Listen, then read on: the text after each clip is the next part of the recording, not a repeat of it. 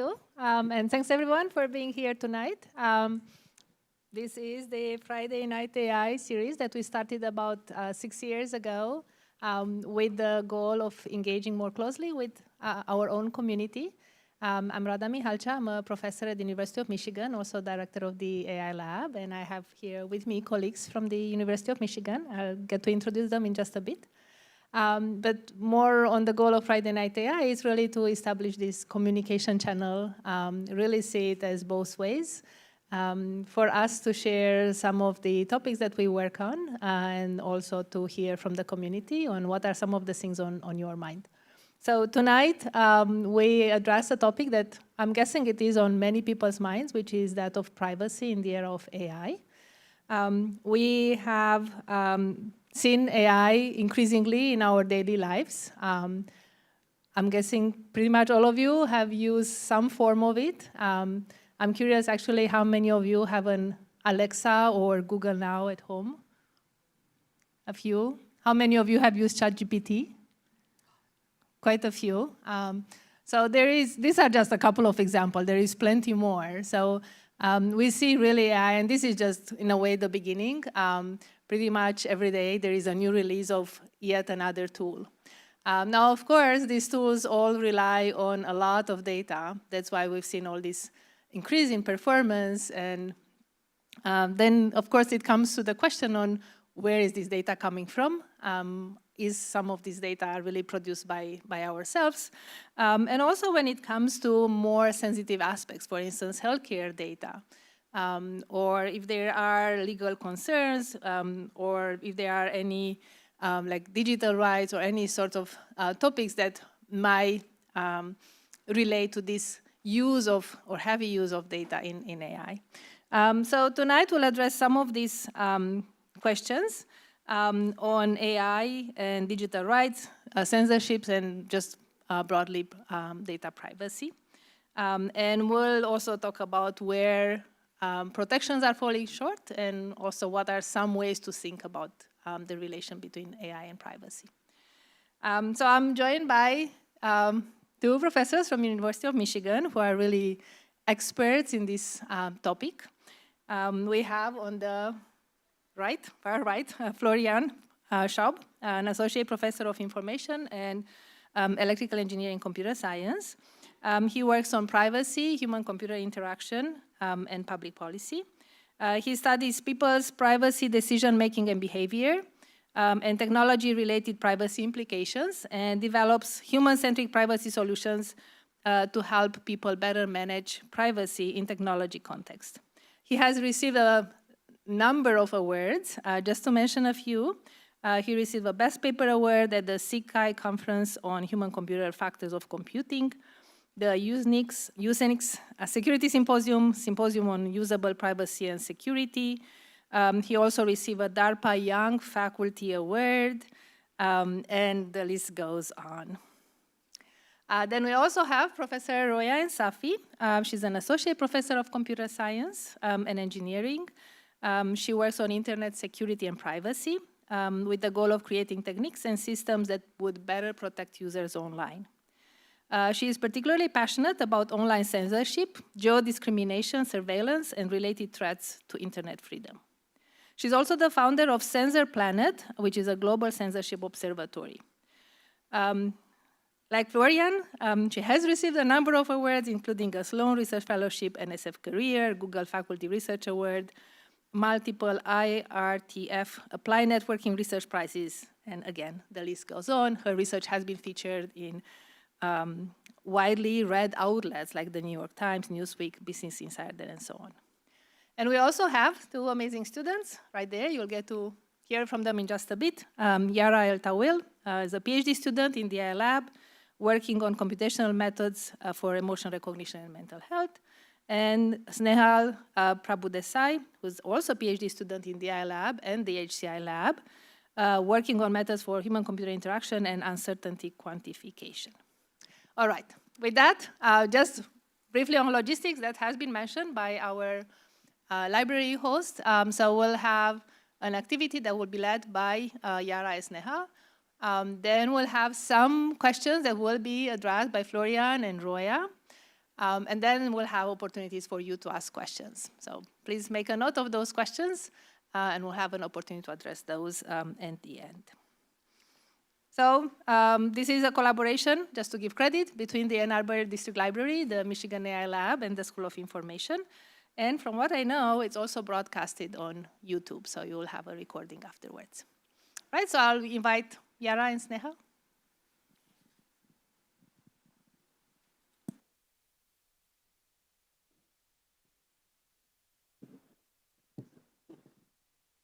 Hi, I'm Yara. This is Sneha. And could we get the slides up, please? So to kind of set the stage about privacy and AI, we kind of want to do a check-in with you guys to see maybe where you're at with some maybe common privacy myths, and also just kind of to see like where the challenges lie in AI and how privacy and data and, you know, like how things are shared, how data flows, and things like that. So we're gonna do a little quiz. If you wouldn't mind scanning the QR code, it should take you to a little link if you can put your name in. The field you may have the possibility to win a free t-shirt, so make sure you put your name down or else I won't know who you are.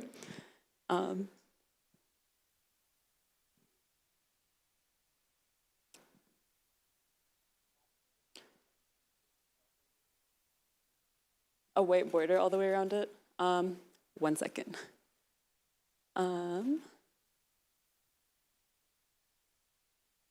I may be able to do this. Does that work?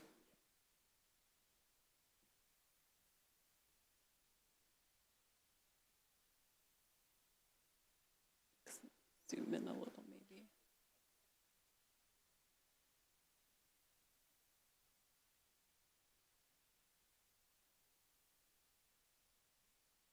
Yeah, so I will activate the poll in a second, sorry. Thank you.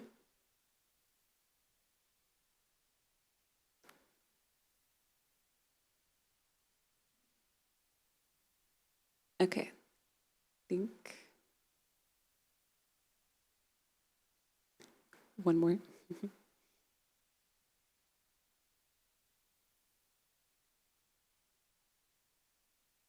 All right, so we'll get started with our first question. So I'll put it up on the screen and then I'll activate the poll so you guys can join.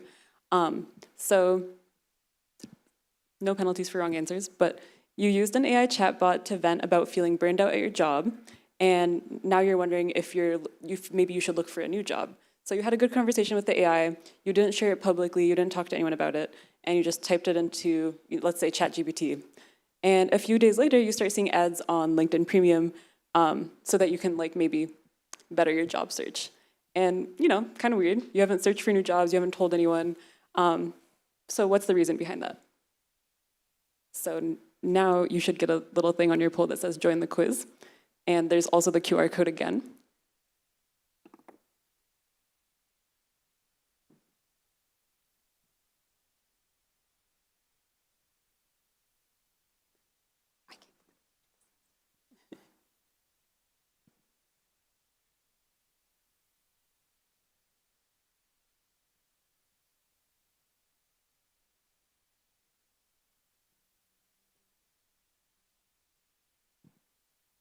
All right, so maybe I'll give one more second. Some scans happening.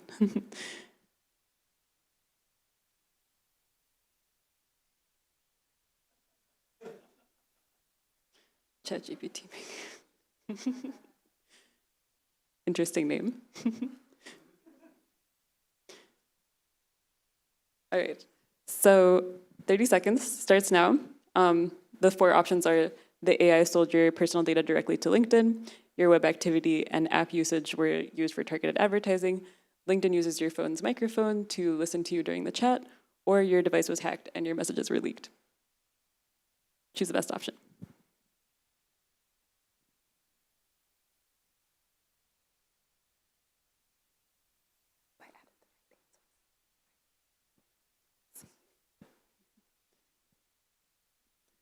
Cool, so most of you got it right. Your web activity and app usage were used for targeted advertising. And, kind of added this question because it's a common thing you hear, like, you have a conversation and then suddenly you start seeing ads for the thing in the conversation. But in reality, there's so much of your data out there that they can do very targeted advertising about you without ever having to listen. So, good job. Okay, question 2. You're feeling overwhelmed and you are thinking about maybe like you can't really find anyone to talk to, so you want to talk to an AI chatbot about some personal mental health concerns that you might have. And you find 2 options. One is UMGPT, which is a chatbot run by your local university, hint, hint, with strict privacy policies. And the other is ChatGPT, which is a popular commercial AI tool. We've all heard of it. And you wonder which one of these would be better to protect your sensitive information and keep your conversations private. All right. Poll is open. ChatGPT because big companies have better security. UMGPT because university tools often follow stricter privacy rules. Both are equally safe, or neither is safe.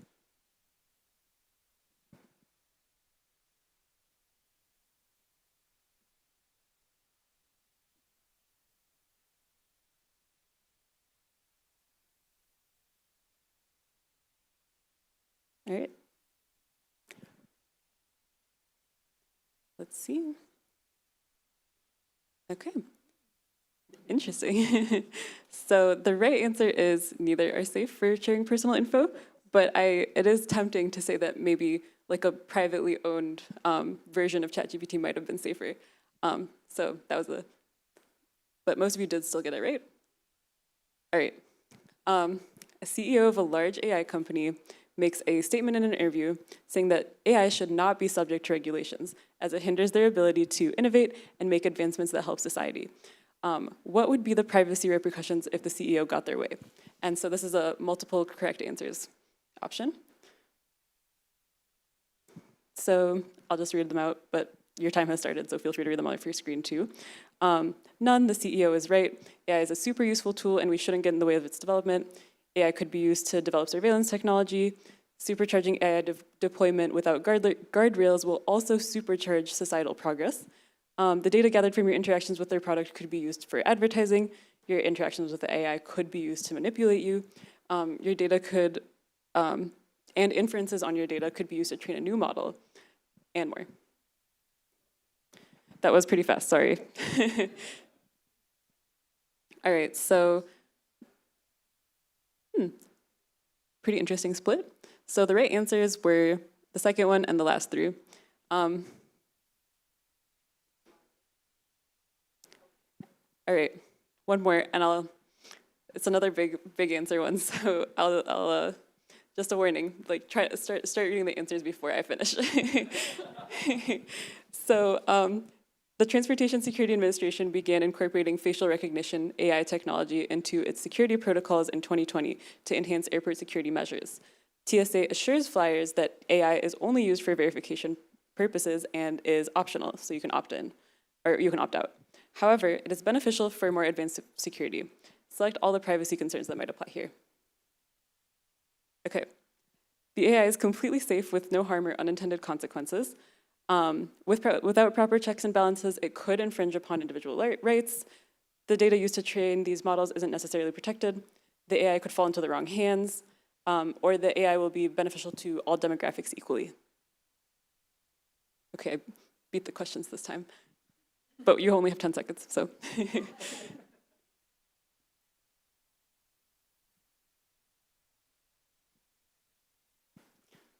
All right. So I think most of you got the answers we were thinking. So the data definitely could be used. So also if you chose the without the proper checks and balances one, that's also correct. I just did not mark that correct, but that was the right answer also.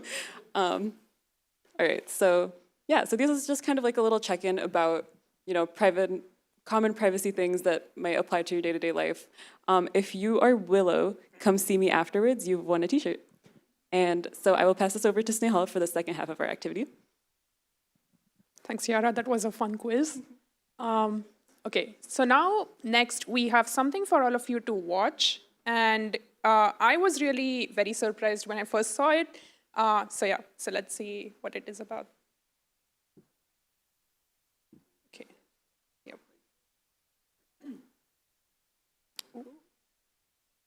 We're not getting audio. Yeah, no, we did an audio test. On the United States. Let's go to Joe Braxton, who is live at the border. I'm currently at the border, but there is no war. Mom, Dad, I know this looks kind of real, but it's all AI. Grandpa, I'm fine. This is just AI. You don't need to wire money to anyone. Plane ticket. Sorry, as always, the technical issues show up right now. But basically, as you saw, the video was about how deepfakes are getting like more and more better. And with the society, or like more societal harms being done through these technologies, we have this question for you for like open discussion. So imagine that your grandpa gets a mysterious call, as we had in the video. And it's your voice on the phone telling him that you have been taken hostage by some masked kidnappers. And you share details with him that confirm that it's really you and that you are in danger. So that's the phone call with the details that only you know about. And then in the phone call, you ask him to wire the kidnappers a huge, insane some amount of money so that they can let you go. And luckily, he gets very suspicious, good for grandpa, and cuts the call. How would you explain to him what happened? And what do you think are the privacy implications that come into play here? So, does anyone like to share what they think?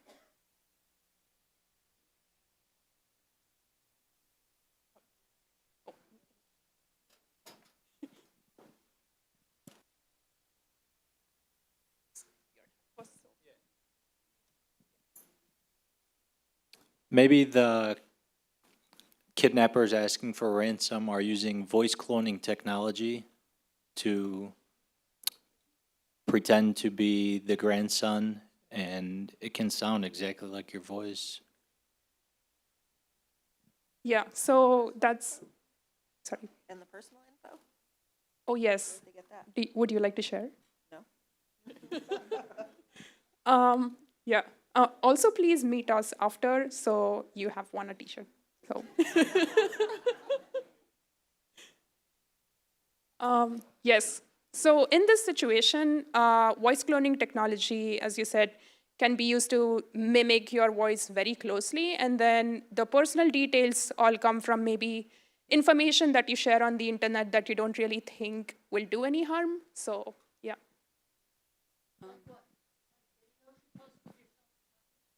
So maybe, or like sometimes, they'll record it from another spam phone call. But kind of what the point of this video was is to show you like AI has enabled these types of scams and privacy concerns to be cheaply developed and done at scale. So it's a lot easier for people to do things with much less information than it used to be. So this is not to like scare you or anything, but just to kind of set the stage for like, maybe a little bit, but just to kind of set the stage for the problems that are at scale and how much privacy matters to you, even if it's something that seems small, it's still really important. So thank you so much for participating. If you are the gentleman in the black hoodie or Willow, please see us after. Thank you.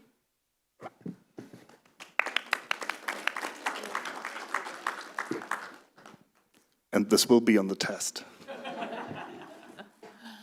All right, well, thanks so much, Yara and Sneha, and thanks also for your participation. So we'll now address a few questions on AI and privacy, and I will just start with a more introductory note. Can you, both of you, share more about your career trajectory, and especially what drew you to this intersection between AI and privacy? Hi, everyone. So a little bit background about me. I'm a network security researcher, and most of my work has been looking into how authoritarian governments like Russia, China, and a lot more recently joining the club have been building new advanced technologies to be able to censor surveil and actually hinder free flow of information. And in the past years, I've watched especially Russian governments from what it used to be their internet in 2012, which was like very normal internet access for the user. They could connect to all links and all destination services on the internet.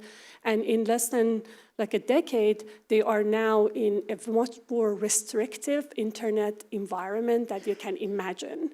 So how this happened, I think is worth repeating for us as a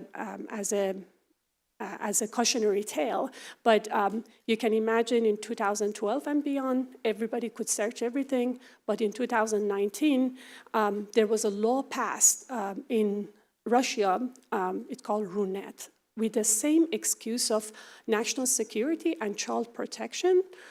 And it was about how Russian government can better have a real-time access into controlling the information and surveilling on the users and blocking content on demand in a scenario where the internet service providers were companies. So how they can force their companies through law to be able to real-time hinder the connections and have better information about who is doing what, how they're searching, what content they're accessing. And things followed in less than 2-3 years. They put these black boxes in the networks. They went to the companies, and through proxying, the companies get more access on the platform and censorship policies that they wanted to implement to where we are now. And especially you saw the damage of that in the Ukraine war, am I right? It's like Russia managed in a very orchestrated fashion stopping the flow of facts about the war to the Russian public.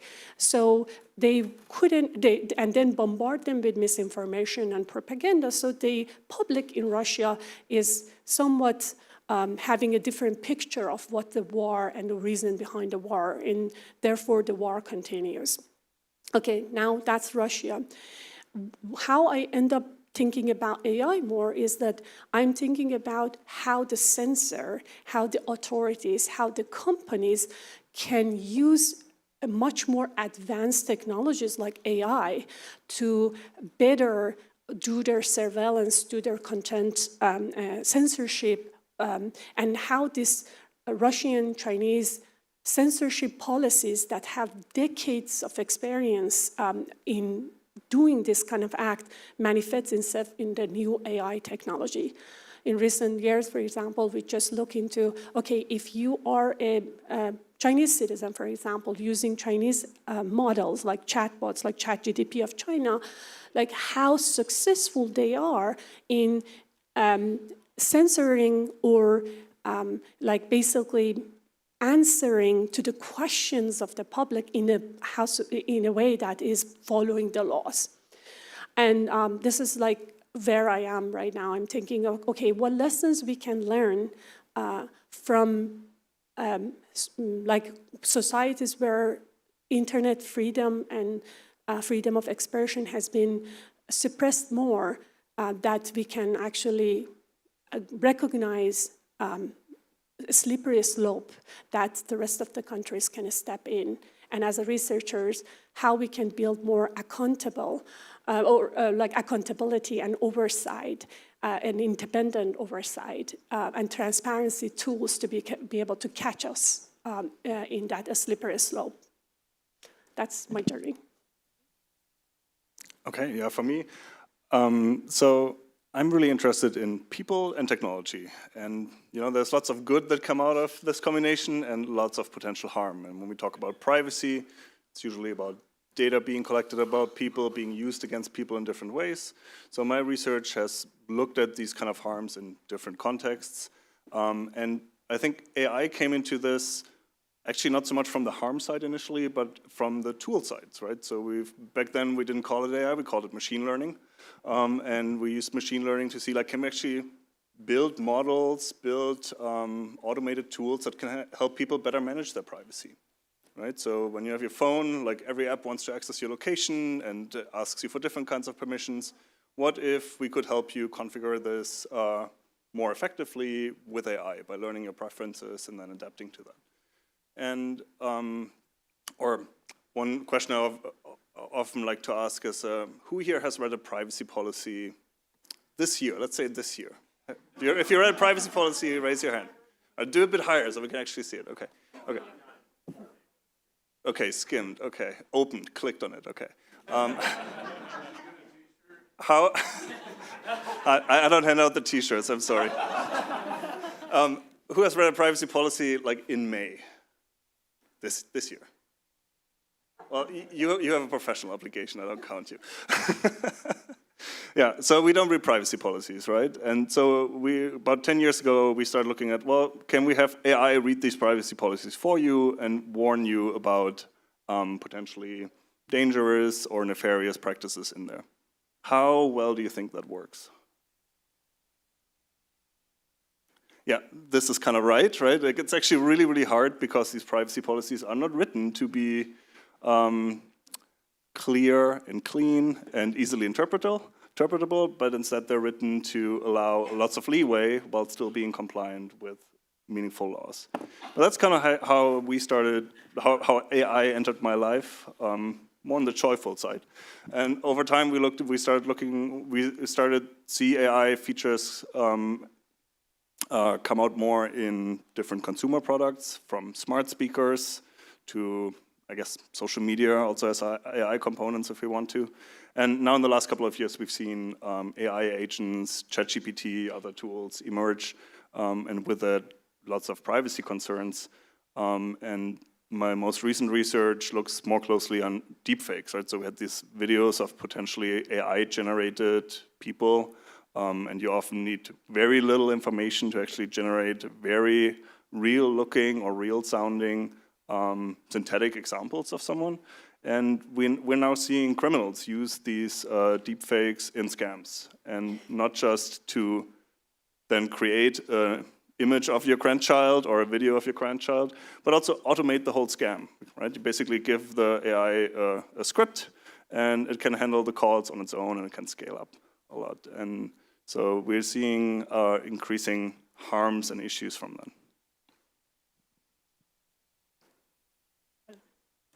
Thank you. And it's interesting to see how you come from different paths and interests, but eventually converge on this AI and privacy, which I think is a reflection also on how big and important this problem is, despite people, myself including, not necessarily reading all those privacy notifications. And I mentioned earlier, and it's something that I guess all of you know, that AI has gotten to be where it is right now, thanks to data. And so there is a lot of data. By some models, it's including almost the whole internet and beyond. So the question is, where is this data coming from? Aside from just saying, well, it's from the internet, but really who's contributing that data and what are other data pockets? And what would be some ways in which data is used that we might not even realize? And Yara and Snehal pointed to some in their activity at the beginning, but if you could mention some other issues related to data and how it infringes privacy. Yeah, so I think it depends on what type of AI system we're also talking about. There are all kinds of different AI systems. And today, when people say AI, we maybe think ChatGPT, right? And these kind of like large language models that might have basically ingest the internet, all of human knowledge. But what this does is it creates a big appetite for companies to collect as much data as they can and to also keep that data as long as they can. And that then means also your data, right? And that is not always bad or necessarily a risk, right? So you have, if you have a phone, a modern smartphone, or if you use web services, like all of these tools are becoming smarter, more adaptive, right? Like they're not just giving you like random word suggestions, actually making meaningful suggestions based on how you usually write things, for example. Sorry, I'm a researcher, right? So I write a lot in Google Docs and things like that. And a lot of that is helpful and creates really interesting benefits for people, but then it also means there's a lot of raw data about you potentially lying around, or if the raw data doesn't exist anymore, it's still somewhat somehow encoded in the model. And there are all kinds of ways that companies and organizations and researchers try to limit what do these models reveal and how do they reveal it.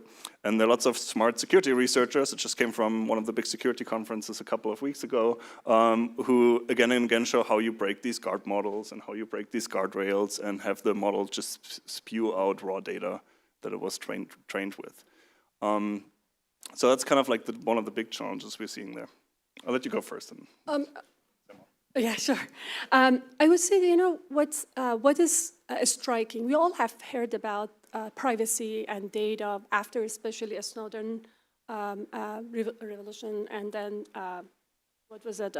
Cambridge Analytica. These are the two events happened that awaken our societies and how to value more privacy. But I think what is really striking and a little bit dangerous is the human, how we are communicating right now with ChatGPT or the AI technology. Am I right? You are assuming there is someone on the other side. You start thinking and talking and back and forthing and receiving.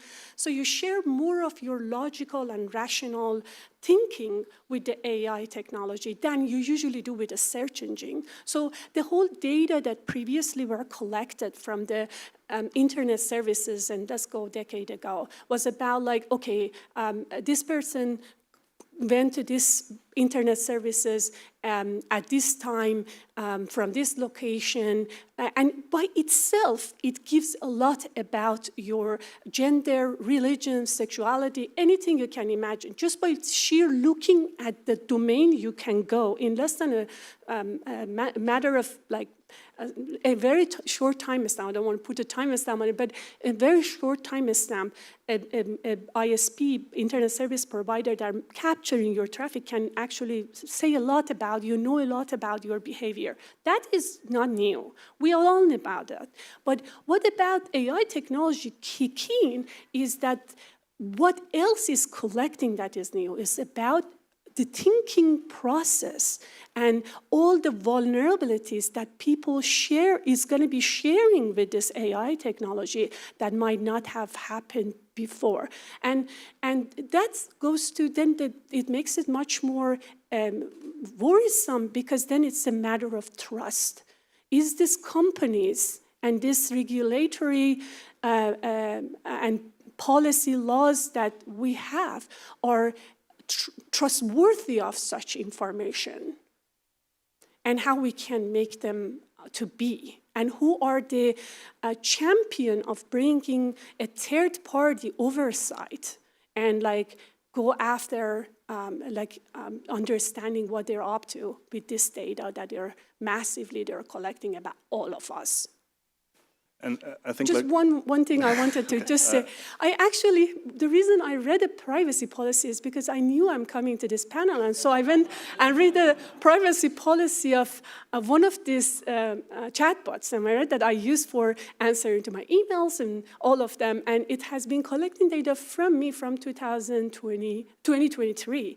And after reading a private policy, even if you delete the archive of your chats, it still keeps your data, and for 30 days, even the deleted data will be there. And I bet you, after even saying that you deleted and it's not, it's just they remove the pointer of you share this data, your ID and that data. The data is still going to be used by them anyway. So again, it's like a makeup on it. So to your point that you can kind of capture the thinking process, right? So I've been working with a really great PhD student here at the university, Brian Tang, who built basically a wrapper for ChatGPT. And so we had participants interact with our version of ChatGPT. And what we did is we inferred from the interactions different preferences, and then we used that to inject advertising into the responses of the chatbot. Right? And unless you mark that in some kind of way, which we tried out, doesn't make a difference. If we say like, hey, this includes sponsored content or not, people don't realize it. But when you tell them like the reason this chatbot suggested Japan as a travel destination this summer is because Japan paid for it, they're pretty unhappy about that, right? Nothing against Japan, it's a great country, go visit. I'm not being sponsored by them. But I think that also shows one of the dangers that is new with AI, right? So it's not just that we can infer interest and information and learn something about individuals that's very intimate potentially or sensitive. It's also the AI can ask questions and inject information in this interaction, right? And by doing so, also learn more about you, but also move your behavior in certain directions. Well, and I think we'll also see more and more of this, more from the AI side. What's really coming up very soon is we will not have any more data, right? So there is the data wall, and big companies are actually concerned about that in the sense that a lot of the performance has come from pouring more data into the models, and that will be an additional incentive.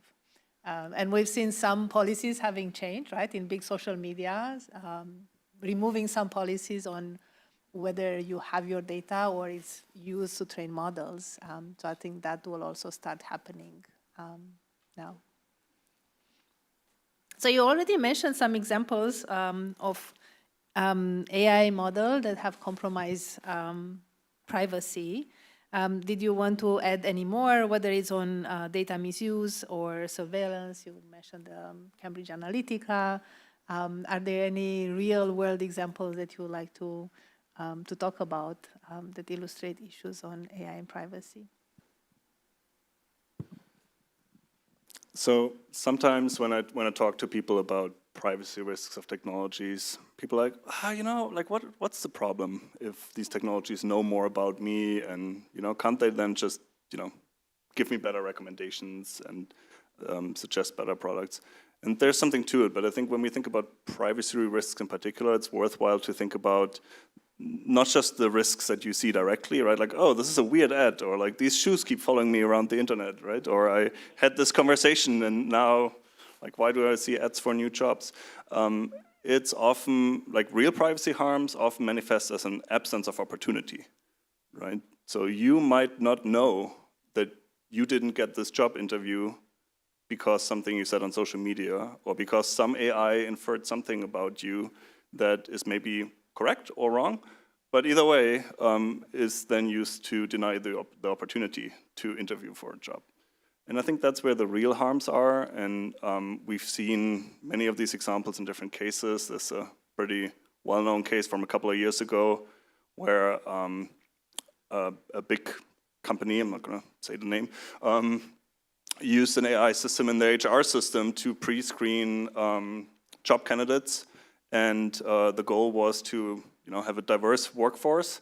And so gender and other things were explicitly not allowed to be filtered on. But basically, because the system was trained on the existing employees of the company, well, it ended up hiring young men with advanced degrees because that's who's already working at the company, right? So if you're not careful, if you don't train these models carefully, you run into these privacy issues, but you also run into fairness and equity issues, and how do you build these systems in a way, like AI systems are really, really good, and Rada knows this much better, I think, but they're really, really good at making sense of lots of different data points, right? So as humans, we can say like, oh, this is a sensitive category, let's say gender, right? And we should not discriminate based on gender, who we hire or don't hire. Well, there are all kinds of other things around it, right? Like, did you go to, what kind of high schools did you go to? What kind of extracurricular sports did you do? All kinds of other things that might actually be great proxies for the same information, and the model is still using. So training these models to, with fairness in mind and with strong protections can be quite challenging, and it's a very active field of research. We've been talking primarily of the downsides, but then of course there is also upsides, right? So AI systems, and not even prior to AI systems, right? So surveillance, there is downside to surveillance, but there is also an upside to surveillance, right? So more safety. Same with these like AI models, we could see as surveillance because they have all our data, but then it's also giving us personalized recommendations, or for instance, for writing, you mentioned that as an application that's now it's often used. So where do we draw a line? Like, how should we optimize these AI systems so they kind of balance the benefits and the other side of it, the disadvantages? I think that's true. Like, it's my research is security, network security. We always say that security and convenience is an opposite direction. You know, the more convenience you want, the kind of more vulnerable you make yourself as a through the lens of security.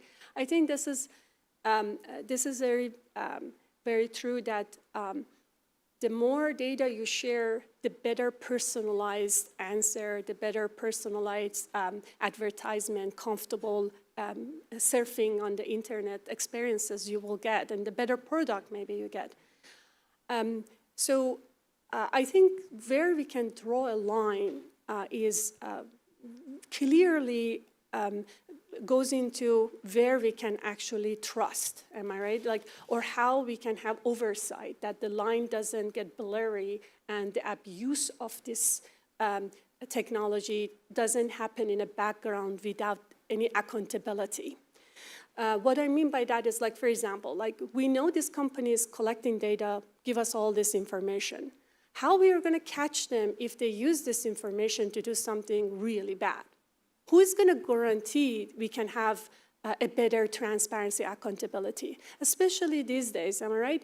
The incentive of AI technology is like competitive nature of it. They want to win the AI technology race. So their incentive is get this done as fast as you can, better than Chinese one or any other one. Okay, that's for companies one. The government and the regulatory has not figured out how to regulate the companies well anyway. And now they cannot even do anything apolitical.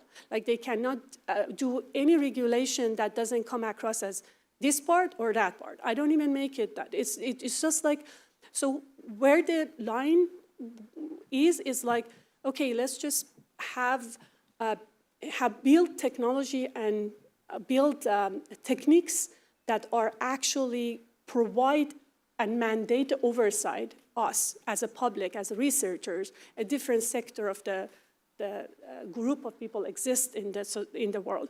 So I think I would say that the line is it has to be monitored, it has to be constantly double checked, and any abuse of that has to be actually fined or pursued so that it doesn't become, so we don't have a trajectory that we see in other countries, and the wake-up calls of that is too late. And are there, just to quickly follow up on that before Florian shares his views, are there like examples of maybe places that are a bit far ahead in thinking about that? I know, for instance, Europe has some regulations. I mean, there are, of course, ups and downs to that as well, or maybe there are others that you know of. I mean, I agree that EU has done a better job in privacy regulation than US, and they actually have, it is, privacy regulation is too complicated, it's really hard to, but it's still a step in the right direction, all right? If we don't do that kind of regulatory, what else can we do with the big tech that is becoming more powerful and the government's becoming more hungry for power? So the good examples, one good example of this is EU privacy laws. But another good example is supports of journalism and supports of the public from the companies who come out and talk about, like basically, what is called a person who leave a company but disclose whistleblower. How we can actually support whistleblower. And honestly, at the core, this goes back to how we can have a public that has a better critical thinking, how we can have undergrad, elementary student, teenagers that can think better on their own. You know, like with deep fake, I don't think it's a fight to how we can detect it and like, yeah, that part is there. But I think we have to let the people train the people to be better thinkers so that we don't end up becoming part of a strategy thinking, whatever you want to call it, without thinking it through. I think for that reason, I would say that support public libraries, support elementary teachers, pay them well so they put efforts to educate our kids better. And I think that a sector will then help us better. It's like regulators and public policies and stuff. I think it does a good job, but I think nothing will do a better job for the threats that we are going to be facing than educating people to think on their own and be suspicious and be a critical thinker on their own, have their own principles, compassions that they should have. I think for that, we need old peoples to come back to tell us the stories of the past and wake us up of all the things that happened before. Sorry, I go there all the time, but I cannot tell you. Yeah. Yeah, I think the important thing, if we want to draw a line or consider what that line is to think about the impact of these technologies, right? Like, is there potential for harm? What does that harm look like? And to what extent does it justify or not justify the benefits?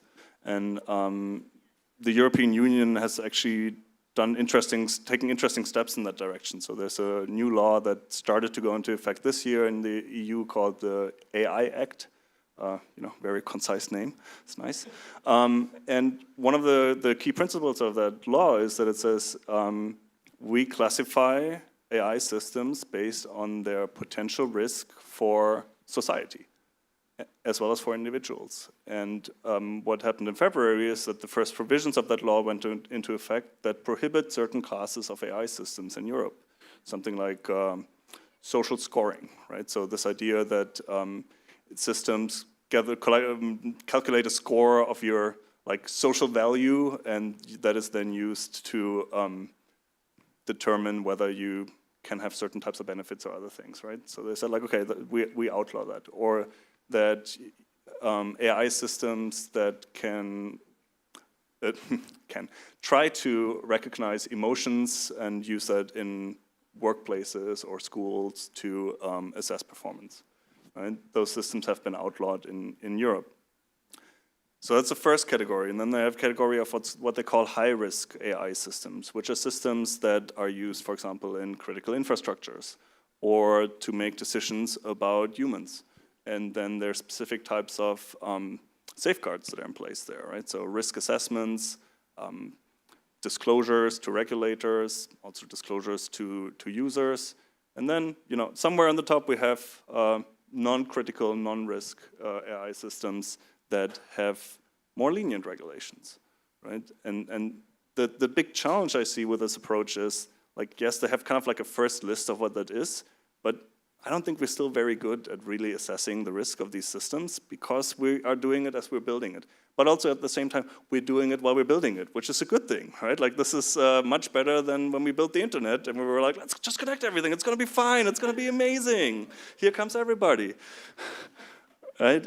So I'm actually quite hopeful in a sense that we are seeing generally a more of an integration of a recognition that there's risks with these technologies and also efforts to do AI responsibly and do it in a safe way.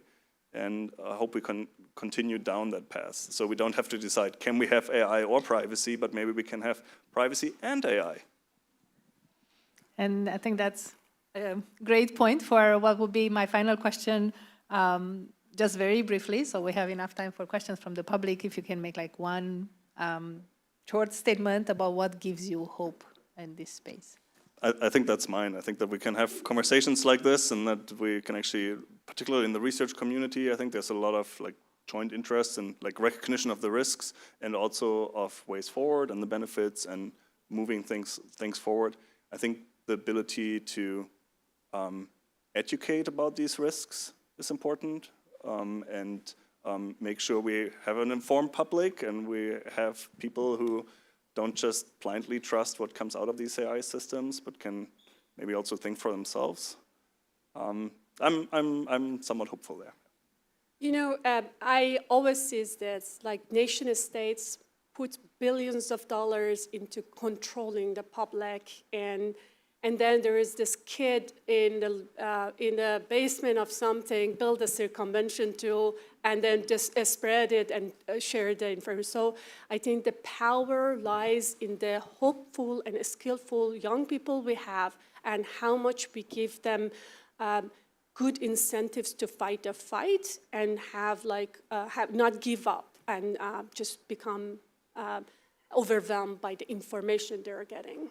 So I think we are good. We have enough of good people, and I never seen in the worst time of any governments trying to silence the dissonance, there is some gamers that built this genius technique that I'm like, oh, how could you do this? And he doesn't even have education. He doesn't know even TCP or all these things that we teach people. He just have that determination to not accept the status quo.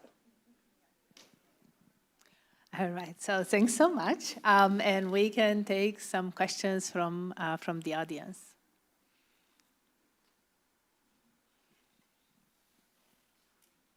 Thank you so much. This was an amazing talk. So 2 questions.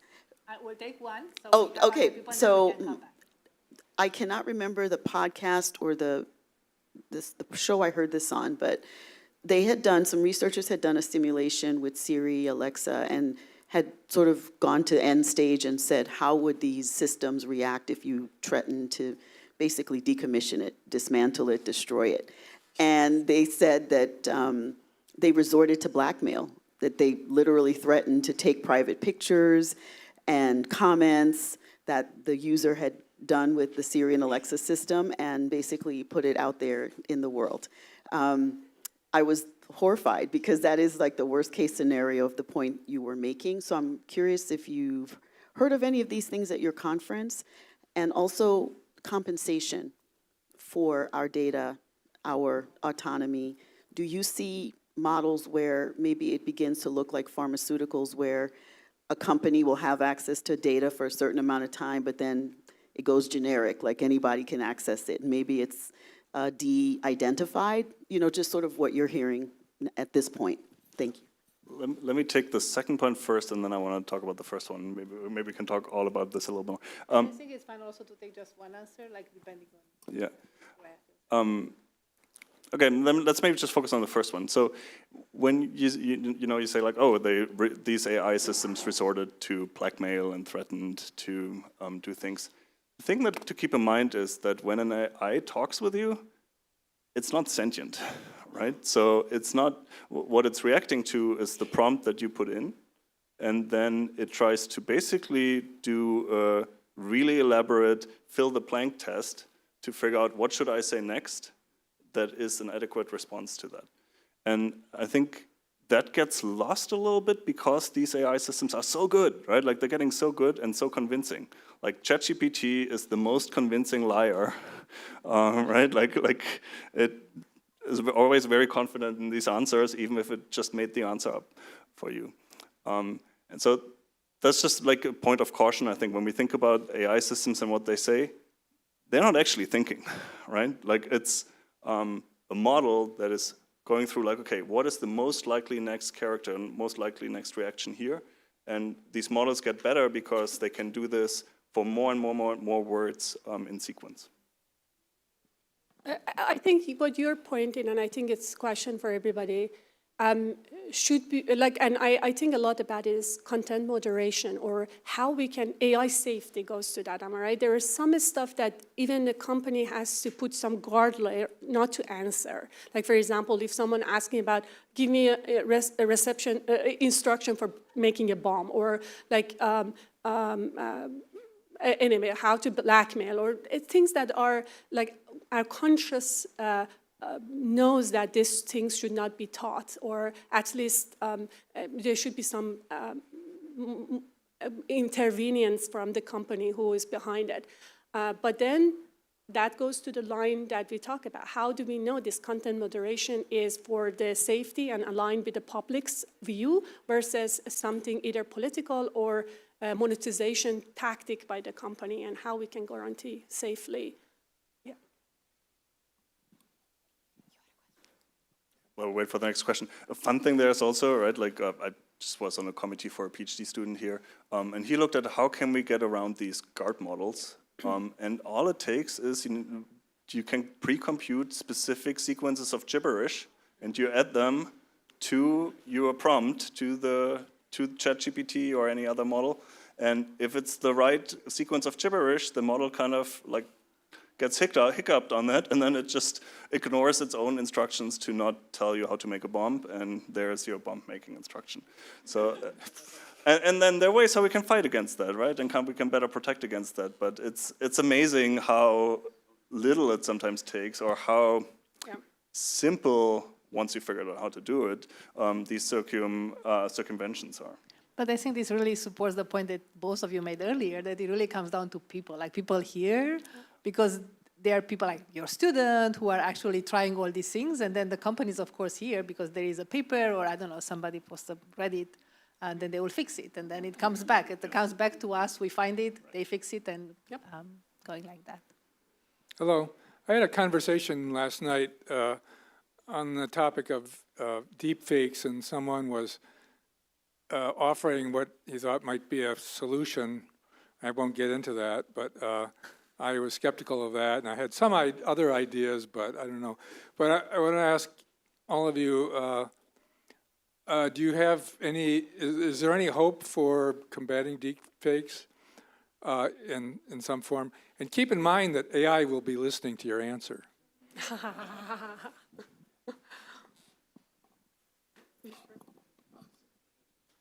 So there's a lot of research that looks at how can we detect deepfakes, right? And there's certain types of artifacts in how these images are generated or the voice is generated. Sometimes it's in the visible or auditory spectrum, sometimes it's in the frequency spectrum. I think that's all pretty temporary. I think in 10 years, it's going to be very difficult to automatically detect deepfakes because the detectors, the deepfake generators are just going to be that good. So what it then comes down to is how do we verify our interpersonal interactions, right? And how do we create trust? And people have suggested maybe you need to have a safe word or code word with your family. So if you get the ransom call, you can first ask, like, is the cactus blue or green? And you get the answer, if you have the wherewithal there. But I think what deepfakes really do is, the negative perspective is it's gonna completely destroy any trust in information, and we don't know what to trust at all anymore. Mm-hmm. I think the slightly hopeful perspective is maybe sources of information start to matter more than just the specific information, and also maybe we don't just believe everything we see on the internet, and spend less time on our phones and more time with people. Yeah. But maybe that's too optimistic. We'll see. Thank you. Here's another question. Hi, I just got a simple question. Say we wanted to fill out an application for something. Can we use the AI to answer all the questions on the app correctly? I didn't get it.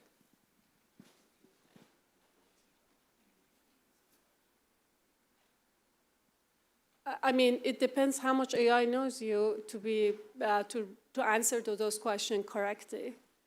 So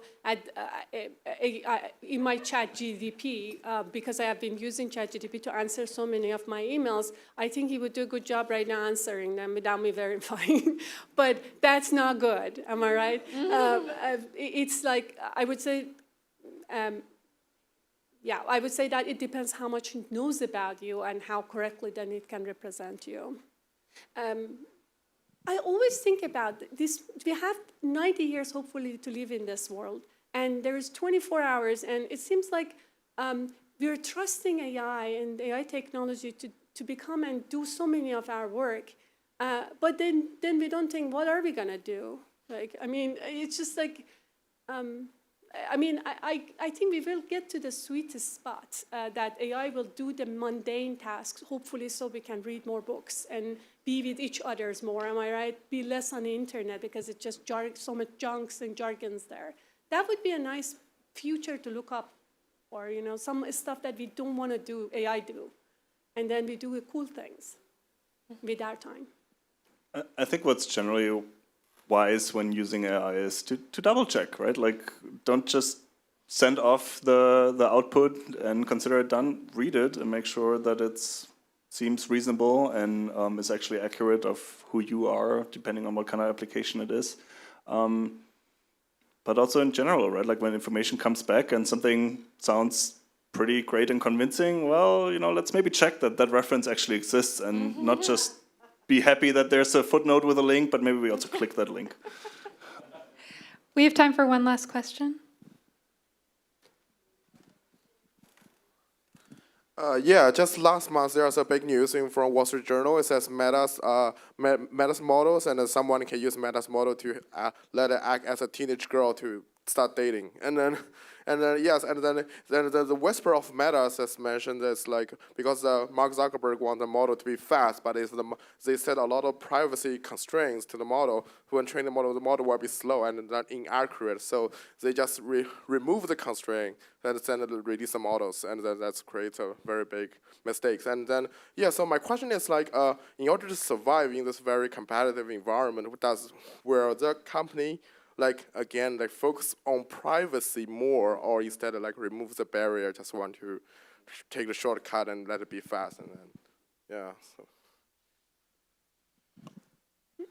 Let me take this question maybe more generally. Why should companies ever care about privacy, right? And the reason is they don't. And there's not much incentive for them to care about your privacy unless something bad happens. And then they say they care and they take steps because they are worried about the damage to their reputation. That's why we need regulation, and that's why we need good regulation. And we need regulation that protects consumers in a meaningful way and then forces companies to build these safeguards into the technologies. And that has been effective in many areas. I think generally when it comes to online privacy, we do have a couple of pretty effective privacy laws. But we see it in other areas as well, right? So healthcare, for example. But if we look in other industries, we don't quite have that discussion as much, right? Food safety, right? It's like, oh, let's forget about all safety and, it doesn't matter. As long as we can make more and new foods faster, right? Like I don't think people would like that particularly. Or the car industry, right? Like at some point we thought maybe having brakes is good, and also making sure that the cars stay on the road. And I think when it comes to computer technologies, we're just at this point where we're realizing like, oh, maybe there are real dangers here, and we need these stronger regulations that limit what is allowed or not. Because the companies are not gonna care on their own. And they shouldn't, right? Like that's not their goal. Their goal is profit maximization. And I'm so disagreeing on they shouldn't, Warden. Well, no. Well, yeah. I mean, they should. But no, but at the same time, I think we should be behind a company that at the core of it actually have principled design, thinking about the interest of the public and be smart enough to also have economy behind it. But I don't think we should accept as a society that the company's only goal is the economy, and then we have the regulation to force them to just sue superficial thing to just not get sued. That's how we are in this mess, am I right? Who are behind these companies? Our kids work there, am I right? So when I teach to my class, I tell them the story of what can go wrong so that when my students are in these companies and something goes wrong and they see their parents or their neighbors' rights of the privacy is being cut short, they go there and say, absolutely, I'm not going to work there. We need this kind of young people go to the workforce and kick out these companies that are not defending our right, and I don't accept that. Our response is, companies, you go all in for economy reason. Government, you all go for the power you want. And the public, well, let's see what they can do with making our life better. Not gonna happen. Anyway, sorry. And I've seen it, right? My research is to watch the countries and the societies that then they cannot come back. You know, we are not there, and we won't. This is the United States of America. I came here for freedom of expressions and the better promises, a land of free and opportunities. So I don't want to just have any other things than that to be what I count. Anyway. Oh, thanks very much. I feel very motivated. I hope you do as well. And really sort of power to the people, so each and every one of us can actually make a difference in AI and privacy. So it's not just up to governments or companies, but it's up to us. Yeah. So thanks very much, Florian, and thanks very much, Roya, and also Yara and Sneha and the library for hosting us. Thank you all. And I believe we have some t-shirts to give away.